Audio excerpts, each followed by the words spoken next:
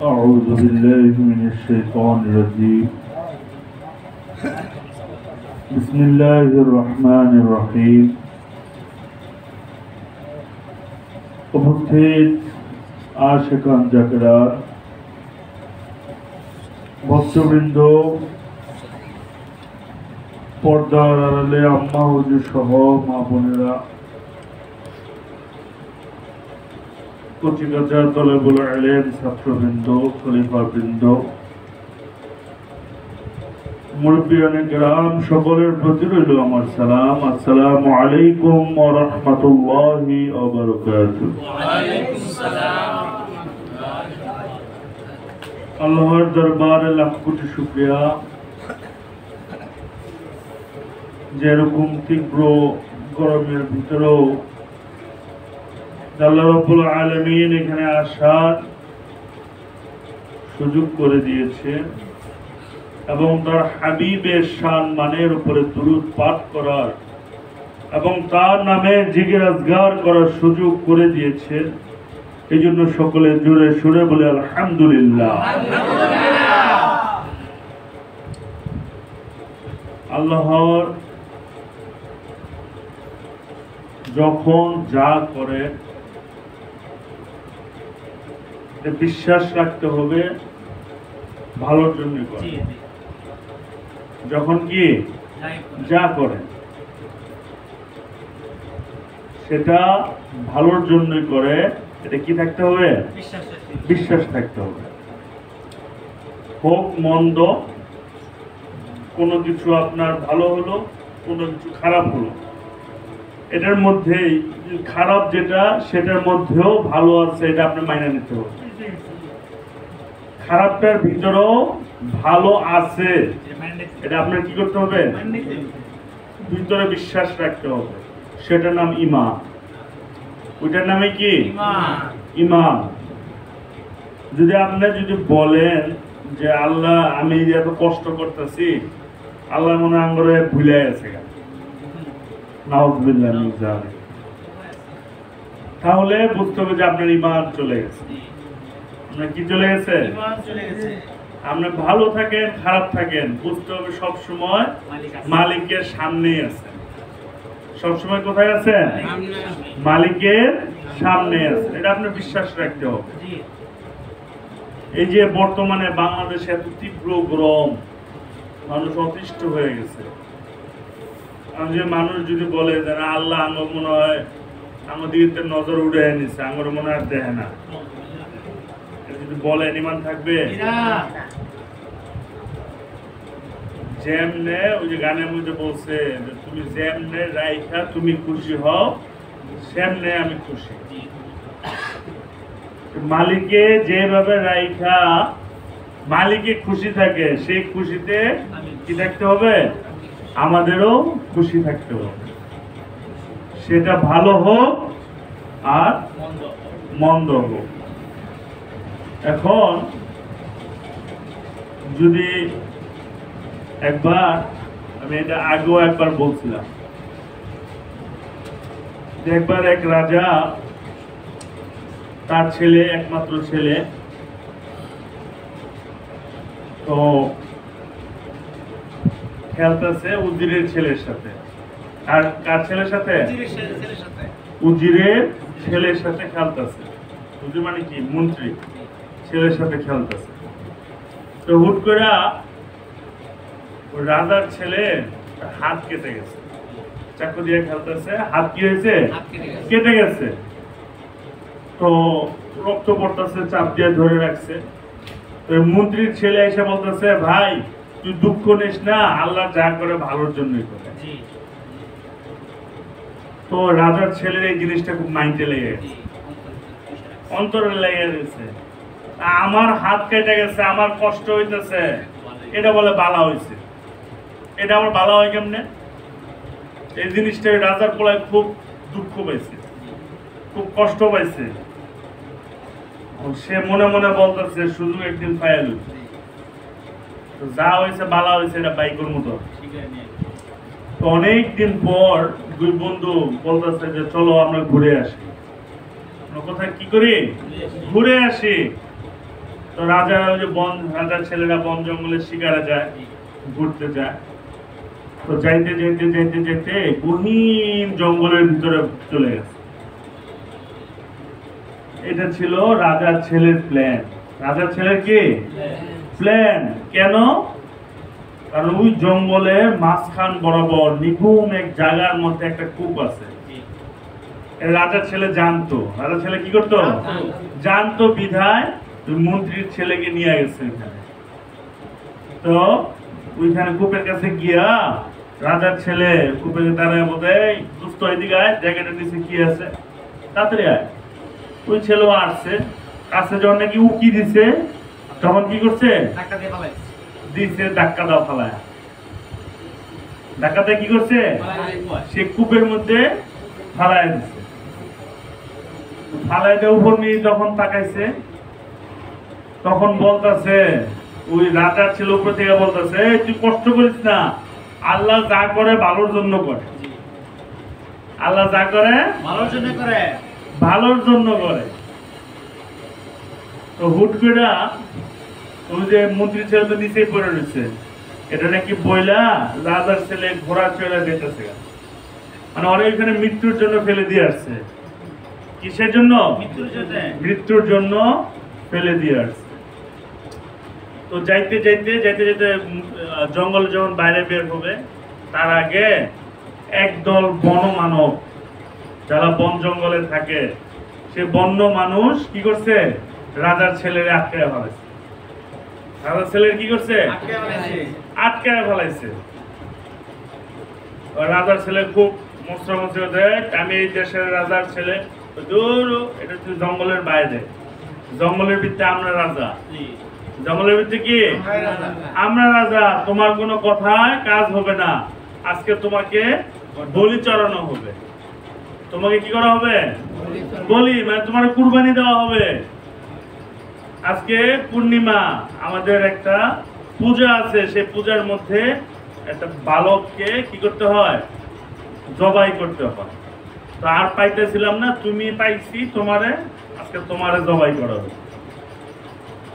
তারে নিয়ে গেছে, সুন্দর করে গোসল টোসল করাইয়া ওই পাড়া বলি দেয় যে এর মধ্যে শোয়াইছে। তাহলে কি করবো?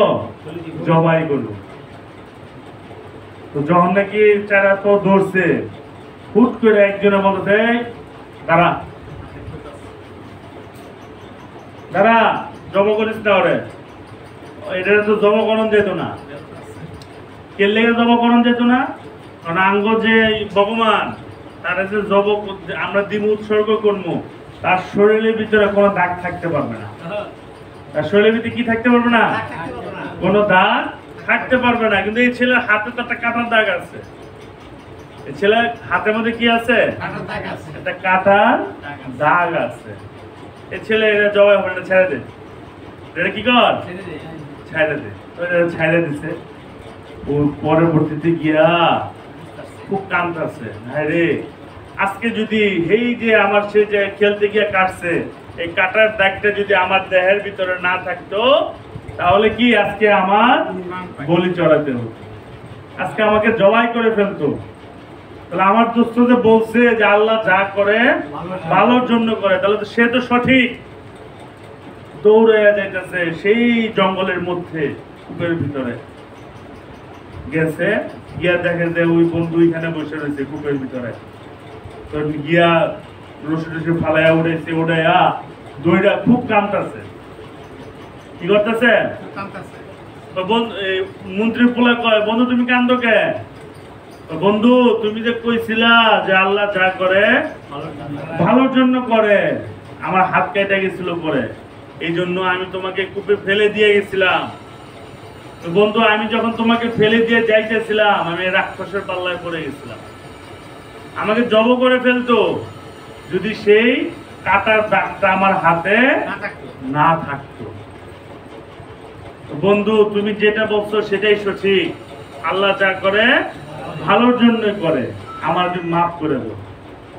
মন্ত্রী বলায় বন্ধুরা কইতেছে, বন্ধু আসলে আল্লাহ যা করে ভালোর লেগেই করে, তুমি যেটা করছো হেডো আল্লাহর ইচ্ছায়, আল্লাহর মাধ্যমে। তো এইটা আবার কেমন কথা? তোমার আমি কূপে ফেলাই দিছি, তোমার ভুল বুঝা, এটা ভালো হইলো কেমনে? তো বন্ধুরে, তুমি তো বাঁচছ তোমার হাতের কাটা দাগ দেখায়, আমি বাঁচতাম কেমনে? আমি মন্ত্রী পোলা, আমার পুরো দেহের মধ্যে একটা ভূত নাই, একটা তিল পরিমাণ কোন কাটার দাগ নাই। আমি যদি তোমার সাথে থাকতাম, তুমি তো বেঁচে দিতা, আমারে তো ওরা জব করতো। আমারে কি করতো? জব করতো। তো তুমি যে আমার এই কূপের মধ্যে ফালাই থুয়ে গেছো, এটা আল্লাহর ইচ্ছাই ফালাই থুয়ে গেছে। তো যখন নাকি কষ্টে পড়েন তখন বুঝতে হবে, যখন বিপদে পড়েন বুঝতে হবে যে মালিক এমন হয় এই বিপদ দিয়া পরবর্তী বড় কোনো বিপদ থেকে আমাকে রক্ষা করেছে। সেটাও যদি না হয় বুঝতে হবে যে মালিকে আমাকে বুঝি পরীক্ষা করছে। মালিক আমাকে কি করছে? কোনো অবস্থায় বিশ্বাস কোনো কমতি করা যাবে না, বিশ্বাস থাকতে হবে। বিশ্বাস কি থাকতে হবে? অটুট থাকতে হবে, বিশ্বাস কমানো যাবে না। মালিকে যা করে ভালোর জন্য করে, এটা সর্বদা। আপনি অনেক বিপদে আছেন, আপনি ঠিক মতো খাইতে পারতেছেন না, আপনার মনের ভিতরে সেটা রাখবেন যে আল্লাহ যা করে ভালোর জন্য করে। এই জিনিসটা মনে রাখবেন, দেখবেন যে আপনার সকল বিপদ, সকল কষ্ট সহজ হয়ে গেছে।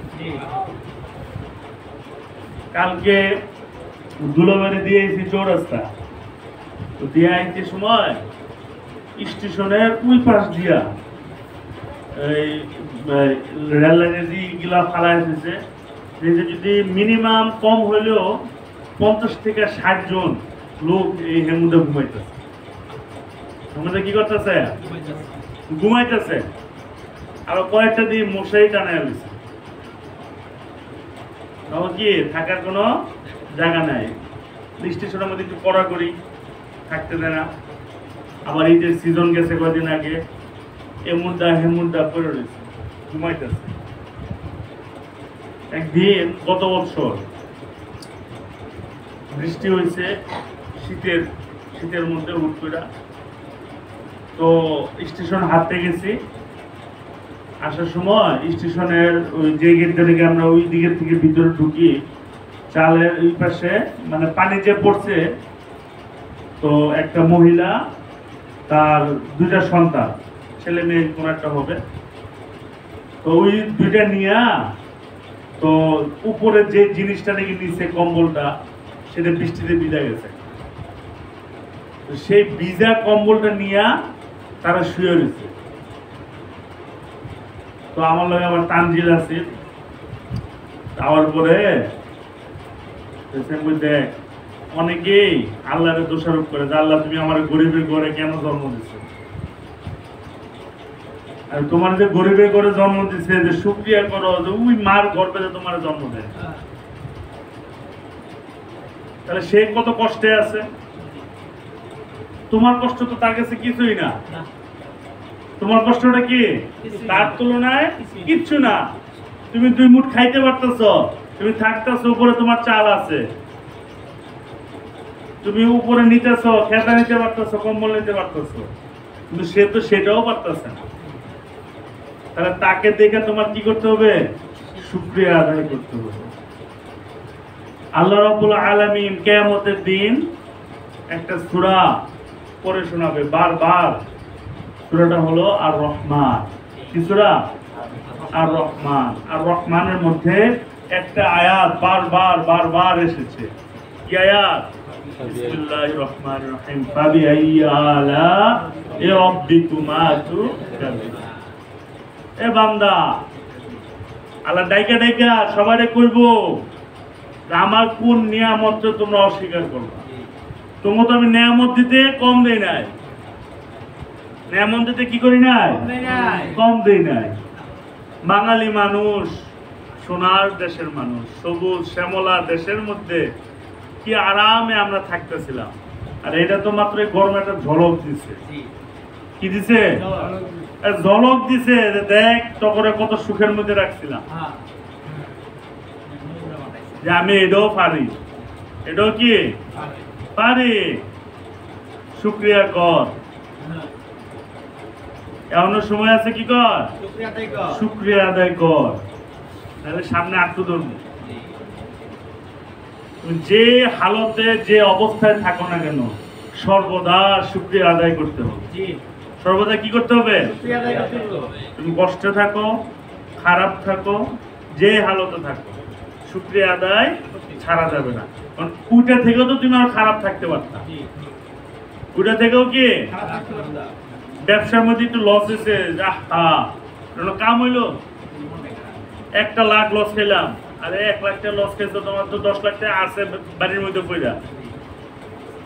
আর অন্যজনের পকেটও 1000 টাকা 100 টাকা হতে নাই, মালিক তো দিছে 10 লাখ দিয়া 1 লাখ নিছে,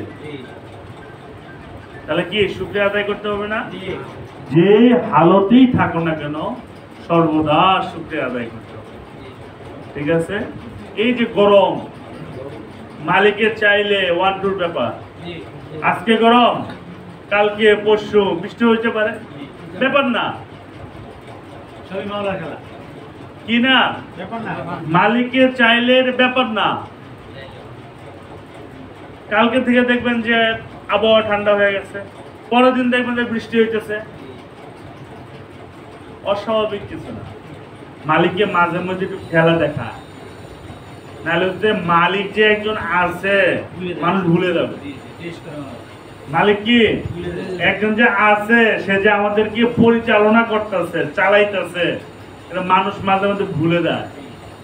এই জন্য মাঝে মধ্যে একটু লাড়া দেয়, একটু ঝড় ঝাপটা দিয়া একটু লাড়া দেয় যে আমার বড়াইটা, মালিকের বড়াইটা কি একটু দেখায়, অস্তিত্ব দেখায়। কিছু না, এই বৃষ্টি গরম কিচ্ছু না, যতই গরম থাকবে আর কয়দিন আবার ঠান্ডা দিয়ে দিব মালিকে। এই জন্য সর্বদা শুকরিয়া আদায় করতে হবে। আমরা সকলে রাজি আছি না? ইনশাআল্লাহ, আলহামদুলিল্লাহ। সকলের জন্য সকলের দোয়া। খাস করে কিছুদিন আগেও দোয়া হয়েছে রাহিম মামুর মেয়ের জন্য। আসলে ও তো বাচ্চা মানুষ, অত আর কোনো গুনাহ নাই। মালিক যেন বাচ্চার উসিলা করে তার বাপ মাকে যেন কবুল করে নেয়।